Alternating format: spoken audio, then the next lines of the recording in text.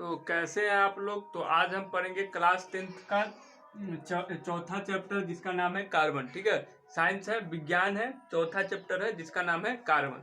देखो, कार्बन का इम्पोर्टेंस इतना ही है कि अगर कार्बन इस दुनिया से इस धरती से कार्बन हटा दे तो लगभग दुनिया खत्म ही समझ लो। काहे कि दुनिया में जितने अच्छे चीज है, जितने इम्पोर्टेंट चीज है, उसमें अधिकतर मात्रा में कार्बन पाए जाते हैं। ठीक है, तो अगर इस दुनिया से कार्बन को हटा दिया जाए तो ये कहने का ही मतलब नहीं होगा कि दुनिया रहेगा। ठीक है, दुनिया खत्म ही हो जाएगा अगर कार्बन इस दुनिया से हटा दें। ठीक है, तो इसका इम्पोर्टेंस इतना ही समझ लो कि इस दुनिया से कार्बन हटा दिए तो दुनिया खत्म। ठीक है, तो कार्बन का होना जरूरी है, तो कार्बन के बारे में नॉलेज होना भी जरूरी है। ठीक है, तो मैं हूं नवलजीत ठाकुर और ये है हमारा पहला वीडियो कार्बन पे। तो चलिए स्टार्ट करते हैं। ठीक है, तो देखो, कार्बन को यह दिख रहा है, कार्बन को विज्ञान के भाषा में C द्वारा दर्शाया जाता है। कार्बन को किसके द्वारा दर्शाया जाता है? कार्बन को C द्वारा दर्शाया, मतलब कार्बन को C लिखते, C द्वारा दर्शाया जाता है। ठीक है, C द्वारा दर्शाया जाता है। कार्बन को C द्वारा दर्शाया जाता है। ठीक है, मतलब कार्बन का जो साइंस का सिंबल है वो C है। कार्बन का साइंस का सिंबल क्या है? C है। कार्बन का साइंस का सिंबल क्या है? C है। ठीक है, कार्बन हमारे पर्यावरण में भी पाए जाते हैं। कार्बन हमारे पर्यावरण में भी पाए जाते हैं। कार्बन हमारे तेल सब होते हैं, जो पेट्रोल होता है, डीजल, उसमें भी पाए जाते हैं। ठीक है, कार्बन उसमें भी पाया जाता है। और कार्बन जो पेड़ पौधे हमको ऑक्सीजन देते हैं, जो प्रकाश संश्लेषण के थ्रू, तो अगर कार्बन नहीं होगा तो पेड़ पौधे हमको ऑक्सीजन भी नहीं देंगे। ठीक है, तो कार्बन का इतना इम्पोर्टेंट है कि बोले ना, कार्बन हटा दे दुनिया से तो दुनिया खत्म। तो कार्बन को किसके द्वारा दर्शाया जाता है? तो कार्बन को C द्वारा दर्शाया जाता है। ठीक है, कार्बन को C द्वारा दर्शाया जाता है। देखो, कार्बन के बाहरी कक्षा में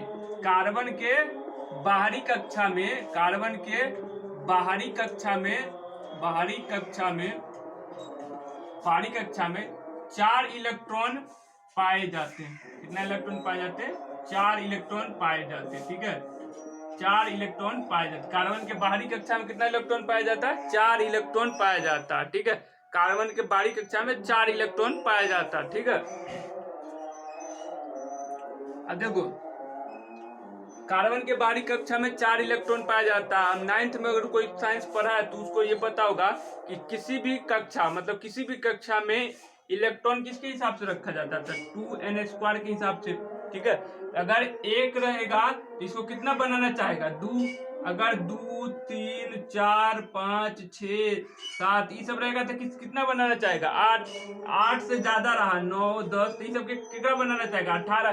काहे कि ये जो n है उस सेल को रिप्रेजेंट करता है, कक्षा को रिप्रेजेंट करता है। मान के चलो पहला कक्षा में कितने इलेक्ट्रॉन रहेगा? तो पहला कक्षा में रहेगा इसके हिसाब से इलेक्ट्रॉन। ठीक है, तो कितने रहेगा? 2। मतलब पहला कक्षा में 2 इलेक्ट्रॉन रह सकता है। देखो, 2 रह सकता है, ये पहला कक्षा है। दूसरा कक्षा में कितने इलेक्ट्रॉन रह सकता है? 8, स्टेबल 8 रह सकता है। तीसरा कक्षा में कितने इलेक्ट्रॉन रख सकता है? 18, मतलब 18 पे वो उस कक्षा को भर देगा। ठीक है, तो जो कार्बन के बाहरी कक्षा में कितने इलेक्ट्रॉन होता है? 4 इलेक्ट्रॉन होता है। अब मान के चलो कार्बन के बाहरी कक्षा में जो 4 इलेक्ट्रॉन होता है, 4 इलेक्ट्रॉन और दे दे इसको। ठीक है, कार्बन के बाहरी कक्षा में कितना इलेक्ट्रॉन होता है?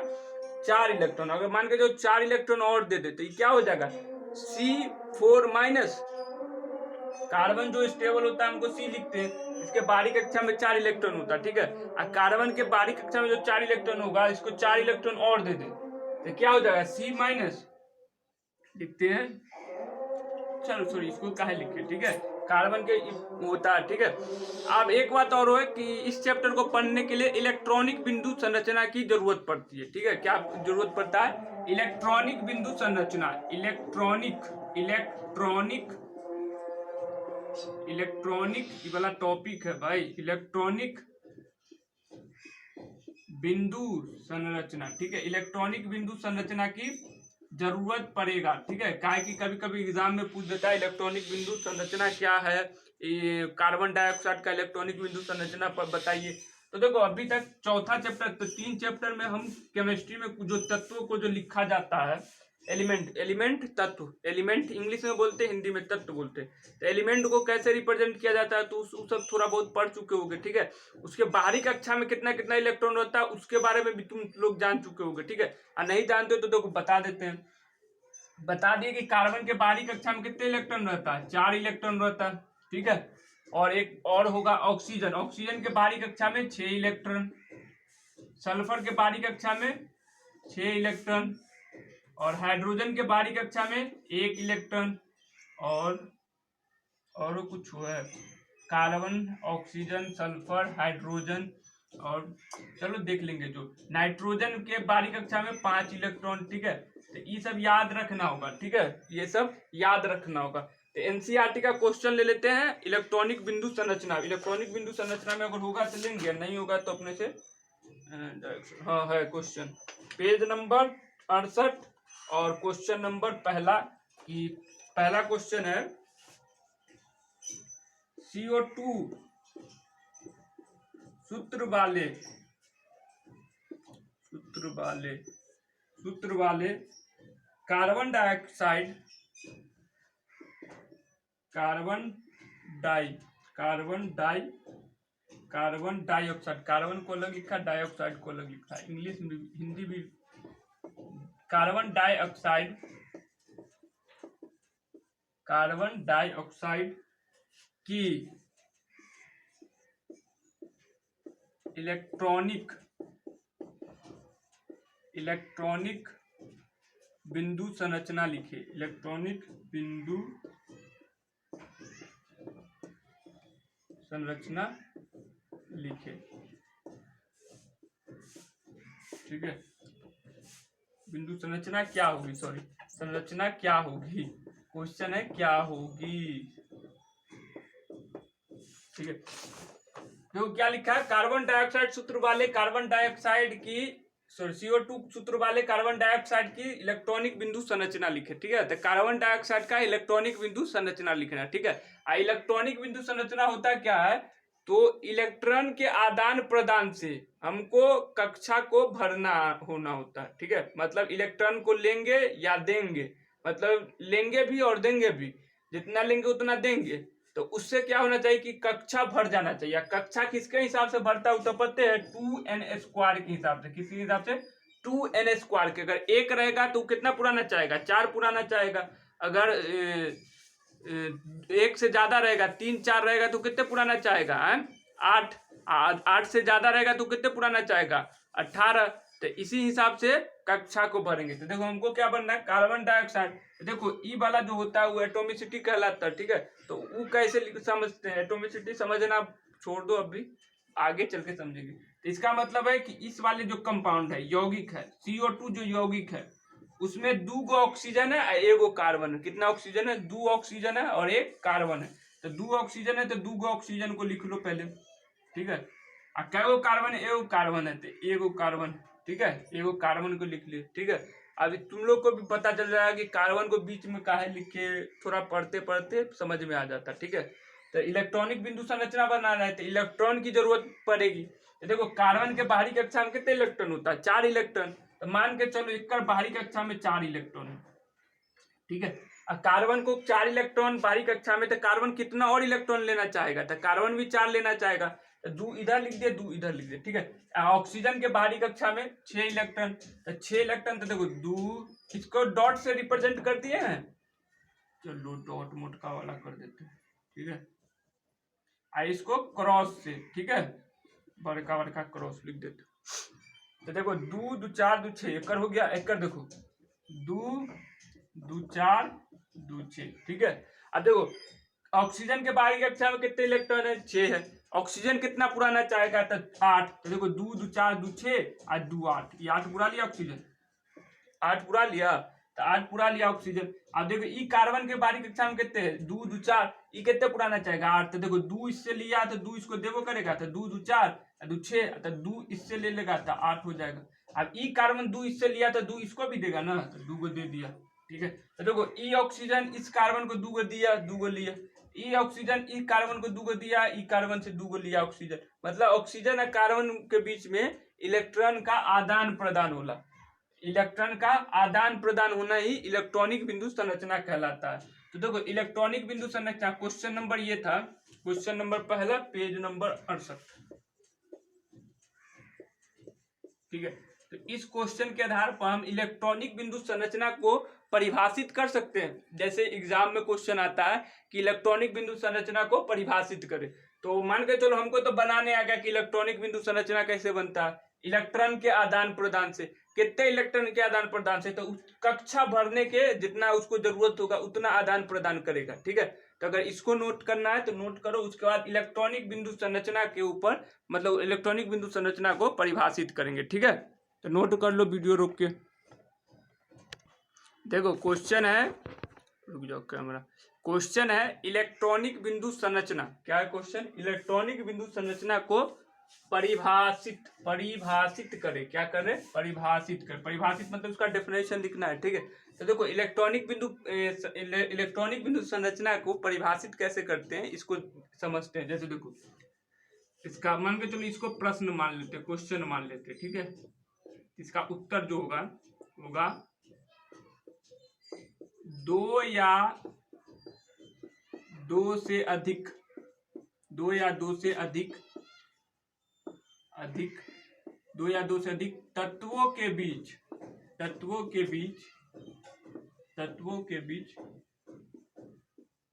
के बीच इलेक्ट्रॉन के आदान प्रदान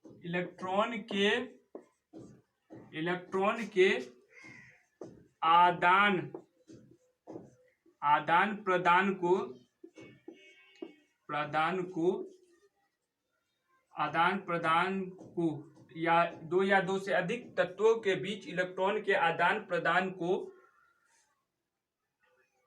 प्रदान से बनने वाले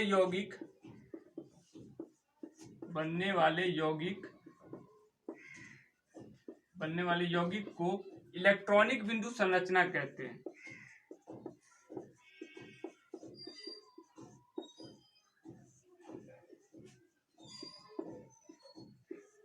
बिंदु संरचना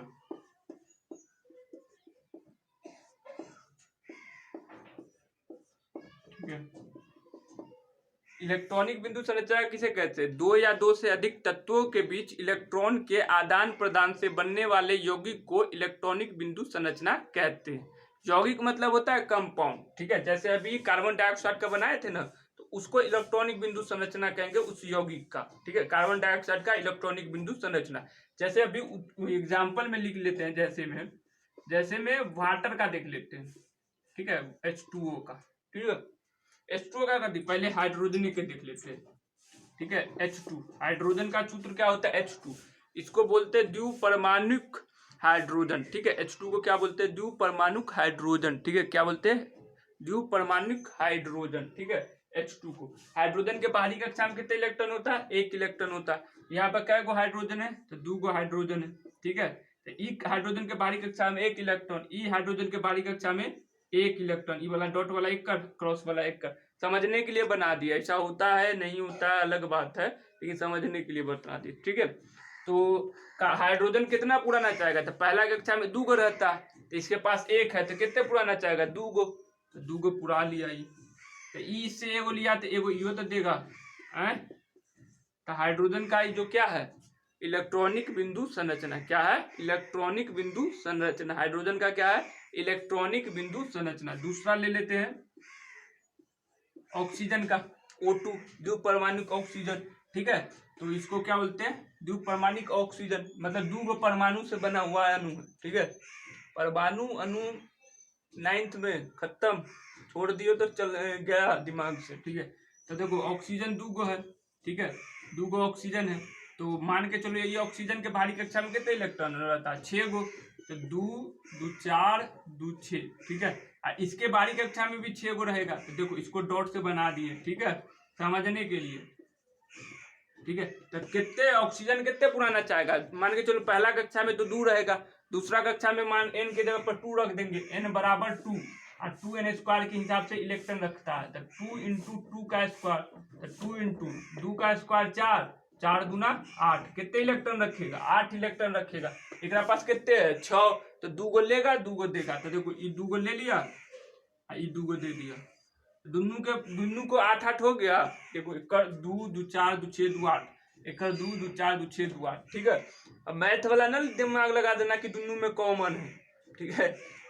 तो ये हो गया ऑक्सीजन का इलेक्ट्रॉनिक बिंदु संरचना। कोई पूछेगा कि ऑक्सीजन का इलेक्ट्रॉनिक बिंदु संरचना, आज इलेक्ट्रॉनिक बिंदु संरचना पे ही 10-15 मिनट 20 मिनट बहुतों का इलेक्ट्रॉनिक बिंदु संरचना बनाएंगे। सल्फर अणु का भी, एसेट का भी बना के दिखाएंगे, ठीक है।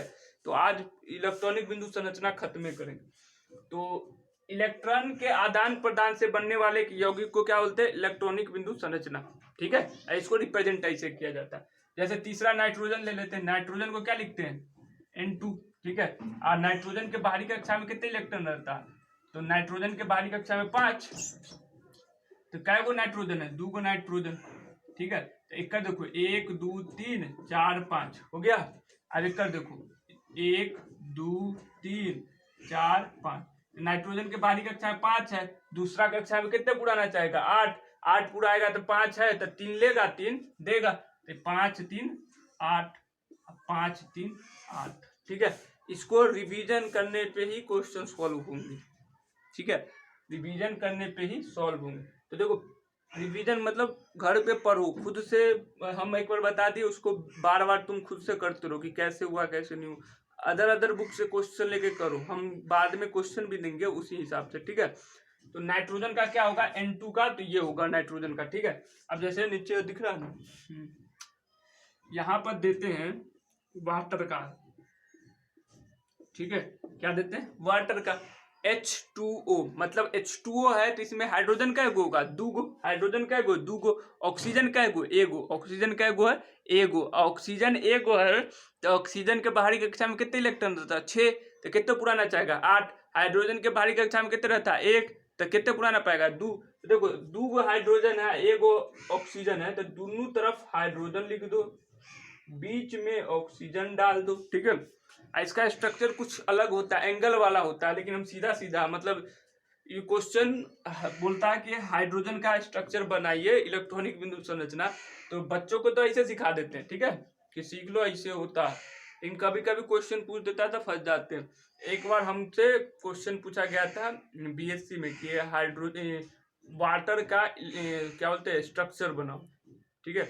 तो हमको तो आता था, बहुत आदमी H2 ऐसे ऐसे लिख के ऐसे कर दिया था, ठीक है। तो वो वाला गलत है, 10th के हिसाब से सही है लेकिन गलत है। लेकिन 10th में इसको सीखना जरूरी है ना कि इलेक्ट्रॉन कैसे कैसे होता है। 12th में सीख जाओगे कि एंगल कितने, दोनों के बॉन्ड के बीच में एंगल कितने होता है, आबंध के बीच। आबंध भी नहीं किया तभी आएगा, ठीक है। तो अभी देखो उतना दिमाग से निकाल। अभी देखो हाइड्रोजन के बाहरी कक्षा में 1 इलेक्ट्रॉन, इसको क्रॉस से एक हाइड्रोजन के बाहरी कक्षा में 1 इलेक्ट्रॉन, ऑक्सीजन के बाहरी कक्षा में 6। तो देखो ई वाला हाइड्रोजन देख के वो लेगा, तो ई वाला ऑक्सीजन का एगो यहाँ लिख देते, ई ऑक्सीजन एगो लेगा एगो देगा। हाइड्रोजन कितने लेगा? 2 गो ना बनाएगा। इसके पास कितने बचा? 4 गो। और देखो 1 2 2 4 4 अब 4 4 आ 2 6, ठीक है। तो 6 गो ऑक्सीजन का हो गया। तो देखो हाइड्रोजन 2 गो पूरा लिया, ये हाइड्रोजन 2 गो पूरा लिया, तो ई वाला इससे लिया है तो देगा भी, ई वाला भी लिया है तो देगा भी।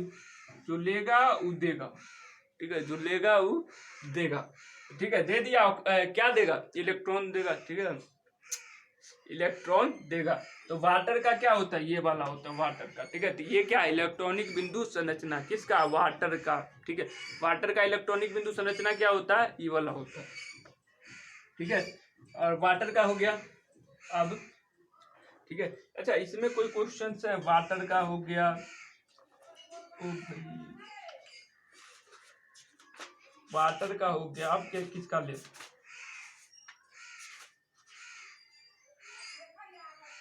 H2S का लेते हैं, ठीक है।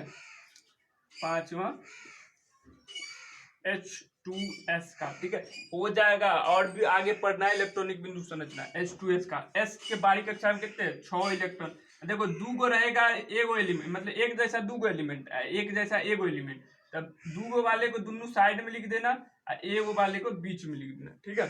हाइड्रोजन के बाहरी कक्षा हमको पता है एक एक इलेक्ट्रॉन होता है, ठीक है। कहते इस बार हाइड्रोजन को गोलका बनाओ, ठीक है। सल्फर के बाहरी कक्षा में, एस मतलब सल्फर, एच मतलब हाइड्रोजन, सल्फर के बाहरी कक्षा में 6 इलेक्ट्रॉन, तो 2 2 4। देखो हाइड्रोजन इक्के को लेगा, इक्के को देगा, क्या दुइये पुराना, लेकिन सल्फर को तो 2 को चाहिए, 2 को देगा, ठीक है। तो एगो इसको दे देगा, एगो उसको दे देगा, ये 2 पूरा लिया, ये भी 2 पूरा लिया, 8 पूरा लिया, ठीक है। तो इसको क्या बोलते हैं, H2S हाइड्रोजन सल्फाइड, ठीक है। अरे पढ़ चुके होगे पहले चैप्टर में, नहीं पढ़ो तो हम पढ़ा देंगे, ठीक है। तो ये किसका था, हाइड्रोजन का, ये किसका था, ऑक्सीजन का, ये किसका था, नाइट्रोजन का, ये किसका था, वाटर का, ये किसका था, हाइड्रोजन सल्फाइड का था। नाम नहीं पता है तो उसके बाद चलते हैं, ठीक है। तो H2O मतलब पानी, जल, ठीक है। H2O मतलब पानी, भूल ना जाना, ठीक है। H2O, तो इसको क्या करो, नोट कर लो, ठीक है, कि इलेक्ट्रॉनिक बिंदु संरचना किसको कहते हैं, तो 2 या 2 से अधिक तत्वों के बीच इलेक्ट्रॉनों के आदान प्रदान से बनने वाले यौगिक को इलेक्ट्रॉनिक बिंदु संरचना कहते हैं, ठीक है। लिख लिया, तो चलते हैं आगे। तो क्वेश्चन नंबर दूसरा, पेज नंबर 68 का दूसरा क्वेश्चन है। क्वेश्चन क्या कहता है, क्वेश्चन कहता है सल्फर के 8 परमाणुओं से बने, सल्फर के 8 परमाणुओं से बने सल्फर के अणु की इलेक्ट्रॉन बिंदु संरचना क्या होगी, ठीक है। इलेक्ट्रॉन बिंदु संरचना, देखो किताब में एक हिंट दे दिया है कि संकेत, सल्फर के 8 परमाणु एक अंगूठी के रूप में आपस में जुड़े होते हैं। अंगूठी के रूप में मतलब पूरा घूम के जुड़ल होता है, ठीक है। ढक्कन कहाँ गिर दिया, ठीक है, ठीक है, ठीक है। तो 8 परमाणु अंगूठी के तरह जुड़े होंगे, तो इसमें तो हिंट दे दिया, मतलब संकेत दे दिया। एग्जाम में नहीं देता कि इसमें 8 परमाणु जो है अंगूठी के रूप में जुड़ा हुआ है, डायरेक्ट बोलता है सल्फर अणु का इलेक्ट्रॉनिक बिंदु संरचना बनाइए, ठीक है। ज्यादा हिंट नहीं देगा, वहां कैसा हिंट देगा, यहाँ तो तुमको सिखाना है इसलिए हिंट दिया जाता है, वहां पे थोड़ा सीखना, वहां पे बनाना है, ठीक है। तो देखो यहाँ सल्फर के 8 अणु जो है वो आपस में कथी कर रहा है, सल्फर के 8 परमाणु, तो 2 2 4 4 5 6 7 8, ठीक है। 8 हो गया, कनका कनका ऊपर लिखते हैं, ठीक है, थोड़ा थोड़ा ऊपर लिखते हैं, ठीक है। तो 1 2 3 4 5 6 7 8, ठीक है, 8 हो गया। तो देखो अब इसको इलेक्ट्रॉनिक बिंदु संरचना लिखना है। इलेक्ट्रॉनिक बिंदु संरचना के लिए क्या की जरूरत होती है, इलेक्ट्रॉन की। सल्फर के बाहरी कक्षा में 6, तो देखो सल्फर इसके साथ भी जुड़ेगा, इसके साथ भी जुड़ेगा, तो देखो इसका देखो 2 क्रॉस से लिख लो, 2 2 4 5 6, इसका हो गया 6। एकड़ देख लो, एकड़ का दी होगा 2 2 4 5 6, एकड़ का दी होगा 2 2 4 5 6, एकड़ 2, ठीक है, 2 4 5 6, एकड़ 2 2 4 5 6, 2 2 4 5 6, 2 2 4 1 5 और 1 6, एकड़ 2 2 4 5 और 6, ठीक है। अब देखो इस सल्फर भी 8 पुराना चाहेगा, 6 है तो कितने पुराना चाहेगा, 8 8 पुरा लिया, ठीक है। अब ई वाला सल्फर इससे एगो लिया तो एगो देबो करेगा, दे देगा। अब ई सल्फर के कितने होगा, 2 2 4 2 6 एक साथ, एगो एक से ले लेगा तो 8 फूट जाएगा। तो ई वाला सल्फर इससे लिया तो एगो देगा भी। अब ई सल्फर इससे एगो ले लेगा, ले लिया, ले बन गया, ठीक है। अब ई सल्फर इसको दिया तो एगो लेबो करेगा, एगो इससे लेगा तो 8 एकरो पुर गया, 2 2 4 2 6 2 8, एकड़ 4 2 6 2 8, इससे ले लेगा, ठीक है। मतलब आगे वाला को जरूरत पड़ेगा और आगे वाला देगा, ठीक है, ठीक है। तो ई है सल्फर अणु S8, ठीक है। सल्फर अणु इस स्थिति में पाया जाता है, ठीक है। एक से एक जुड़ा, देखो अंगूठी जैसा ना, गोलका है ना रे, गोलका अंगूठी है ना होता है, तो अंगूठी जैसा है। तो ई सल्फर अणु है, और इसका संरचना सल्फर के 8 परमाणुओं से बने सल्फर के अणु की इलेक्ट्रॉन बिंदु संरचना। सल्फर के ई जो एक सल्फर जिकर बाहरी कक्षा में 6 इलेक्ट्रॉन पाया जाता है, वो परमाणु होता है, ई बन गया सल्फर का अणु। परमाणुओं से मिलकर अणु बनता है, पता है ना, 9th वाला ना पता तो हम कभी करेंगे, ठीक है। तो एक नोट करो, मिलते हैं अगले वीडियो में। तब तक हमारा वीडियो जो देखे उसको रिवीजन करो, और क्या कर सकते हो। ठीक है, तो रिवीजन करो, वीडियो को रोक कर नोट कर लो, उसके बाद आगे मिलते हैं। ठीक है।